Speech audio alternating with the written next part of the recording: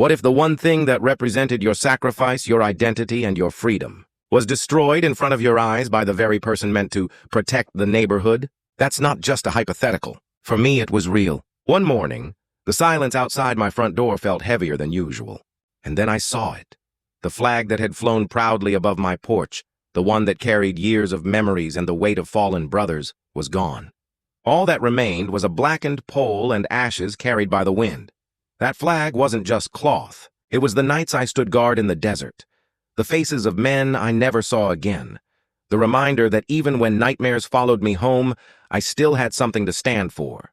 And now, someone had reduced it all to cinders. It didn't take long for the whispers to start. Neighbors pointing, murmuring, glancing nervously at one house across the street.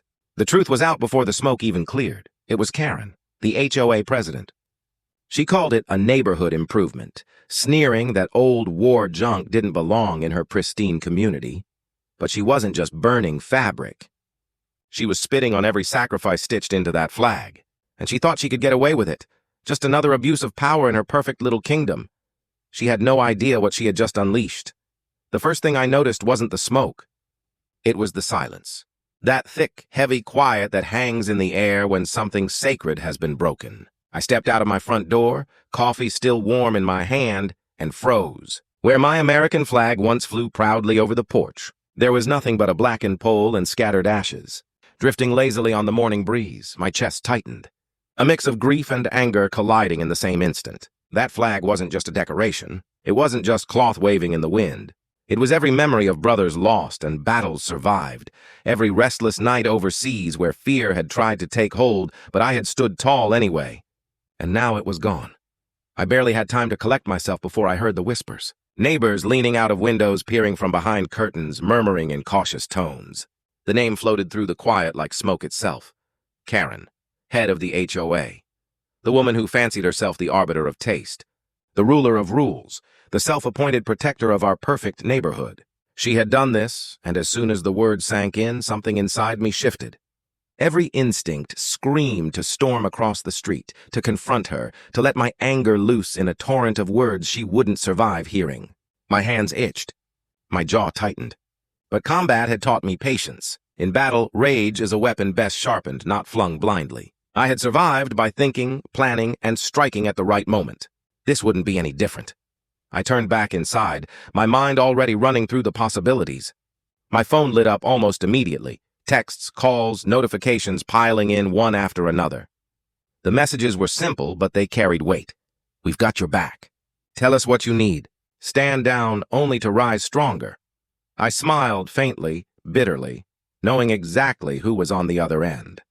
Marines, brothers and sisters in arms. Some active duty, some retired, some carrying scars you could see, some carrying scars no one would ever notice. They'd faced worse than petty HOA tyranny. They'd been in places where chaos and death were the rules of the day. And yet when one of us was wronged, even here at home, they didn't hesitate. They would show up. 2 days later, the rumble began. Not distant thunder, not the city traffic. A different kind of approach entirely. Trucks rolling down my street, boots hitting pavement, faces set in that same unyielding expression I had seen countless times in combat zones, fury tempered by resolve. They spilled into my driveway in formation, disciplined, precise, a living wall of determination. Some were active duty, still sharp, eyes scanning every angle as though a threat could emerge from any hedge or mailbox. Others were retired, their movements slower but their presence no less commanding. One Marine, seated in a wheelchair, had lost a leg in Afghanistan, yet there he was, unwavering. Each one of them represented a lifetime of dedication. And together they were a silent message to Karen. Her actions would not go unanswered. I could see her peeking through the blinds across the street, and for the first time fear flashed in her eyes. It wasn't just surprise. Her confidence, built on the assumed power of her HOA title, was cracking. She had spent years thinking she could control everyone, bend rules to her whim, and punish anyone who defied her. But now she was faced with a force that didn't flinch, a community bound by honor, not bylaws. The moment of silence stretched as the convoy parked, and the Marines formed a loose semicircle around my front yard. Then, together, we raised a new flag. Not just any flag. This one had flown over Fallujah, dust-streaked, worn, a little frayed at the edges. It carried stories of survival, sacrifice, and brotherhood. As we lifted it to its new pole, the wind caught it just right, and its colors snapped sharply against the morning sky. Neighbors stopped their hushed chatter to watch, and a few even wiped tears from their eyes. The flag had become more than a symbol for me. It was a reminder to everyone watching that honor is defended, even when the odds seem absurdly uneven. As the Marines saluted, some with heads bowed, others standing tall with fists lightly resting over their hearts, the message was clear. This wasn't about vengeance in the violent sense. This was about restoring what had been stolen, about showing that respect, earned, fought for, and defended, was not negotiable. Yet even in that moment of triumph, the tension in the neighborhood didn't vanish. Karen emerged from her house yelling about HOA violations, property values, and unauthorized ceremonies. Her voice tried to slice through the air like a blade, but it had lost its edge. The fire in her words couldn't match the calm, calculated presence of those who had trained to handle far worse than a screaming HOA president. Her threats, her attempts at intimidation, were futile. She was facing more than a single veteran with a grudge. She was facing a community bound by shared values, by blood, by unwavering loyalty. And she would learn soon enough that no amount of HOA paperwork could stand against that. I stood there, heart still pounding, watching as my neighbors peeked from windows and doorways, whispering among themselves, some recording on phones, all witnessing the moment when power met its rightful counterweight. The silence that had been so heavy 2 mornings ago was replaced by a different one, an almost reverent quiet, the kind that comes when people see justice in motion. As the ceremony ended, the new flag snapping proudly in the breeze, I realized something important. Karen had thought she had taken my pride, my honor, by burning that flag. But in reality, she had reminded everyone what that flag and the values it represented truly meant. It wasn't just a piece of cloth anymore. It was sacrifice. It was unity. It was the strength of people who refused to back down when wronged. And in that moment, I knew one thing for certain. If Karen thought she could scare me with bylaws, fines, and threats, she was about to learn what real resistance looked like. This was just the beginning. Karen's meltdown was something else entirely. She stormed onto her lawn, HOA rulebook in hand, her voice piercing the morning air like nails on a chalkboard. "This is a violation. You can't just do this. Fines will be issued. You're breaking every rule in the book," she screeched, pacing like a caged animal. Her threats bounced off the houses, met only by the steady calm of the Marines who had settled into a protective semicircle around my property. For a moment, I almost felt sorry for her, almost. Her arrogance had convinced her that she could intimidate everyone around her with sheer volume, but the law and honor weren't so easily twisted. When she reached for the phone to call the cops, I barely flinched. She dialed, voice quivering now with desperation. And minutes later, an officer arrived, clearly unsure of what to expect. The moment the officer stepped onto my yard, I handed him the charred remnants of my old flag. "This is what happened," I said simply. No shouting, no dramatics, just the facts. The officer examined it carefully, his expression hardening. Then he glanced at Karen, who was still flailing and shouting about bylaws and neighborhood safety. After a few tense minutes of back and forth, the officer's conclusion was unmistakable. "Ma'am, destroying private property, especially a veteran's flag, is not a safety measure. It's a crime." Karen's jaw dropped. For the first time, the world she thought she controlled slipped just a little from her grasp.